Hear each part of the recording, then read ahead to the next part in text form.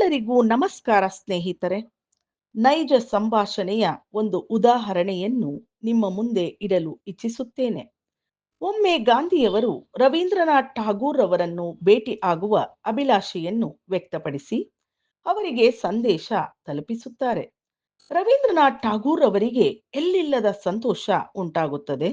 ತಾವು ಹೇಳಿದಂತೆ ಮರುದಿನ ಸಮಯ 10 ಗಂಟೆಗೆ ಸರಿಯಾಗಿ ಠಾಗೂರ್ ರವರ ಮನೆಗೆ ಬರುತ್ತಾರೆ. ಅವರ ಉದ್ಯಾನವನವನ್ನು ವೀಕ್ಷಣೆ ಮಾಡಿದ ಗಾಂಧಿಯವರಿಗೆ ಅಲ್ಲಿನ ಸೌಂದರ್ಯ ಜೊತೆಗೆ ಅಷ್ಟೇ ಸ್ವಚ್ಛವಾದ ವಾತಾವರಣ ನೋಡಿ ಬಹಳ ಬಹಳ ಸಂತೋಷವಾಯಿತು.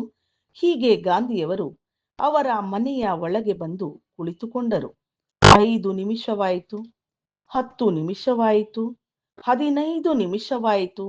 ಆದರೂ ಠಾಗೂರ್ ರವರು ಒಳಗಿಂದ ಬರಲೇ ಇಲ್ಲ.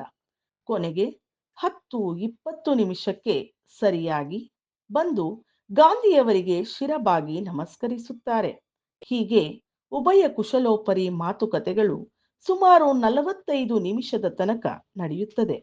ನಂತರ ಗಾಂಧಿಯವರು ಠಾಗೂರ್ ಅವರನ್ನು ಕೇಳುತ್ತಾರೆ, ನಾನು ಬರುವುದಾಗಿ ನಿಮಗೆ ಮುಂಚಿತವಾಗಿ ಹೇಳಿದ್ದೆ, ಆದರೂ ಕೂಡ ನಾನು ಬಂದ ತಕ್ಷಣವೇ ನೀವು ಬರಲಿಲ್ಲ. ಸುಮಾರು 15 ನಿಮಿಷ ತಡವಾಗಿ ಬಂದಿರಿ, ಏಕೆ? ಅದಕ್ಕೆ ಠಾಗೂರ್ ಅವರು ಹೇಳುತ್ತಾರೆ, ನಾವು ಕವಿಗಳು ಯಾವಾಗಲೂ ಏನನ್ನಾದರೂ ಬರೆಯುತ್ತಾ ಇರುತ್ತೇವೆ.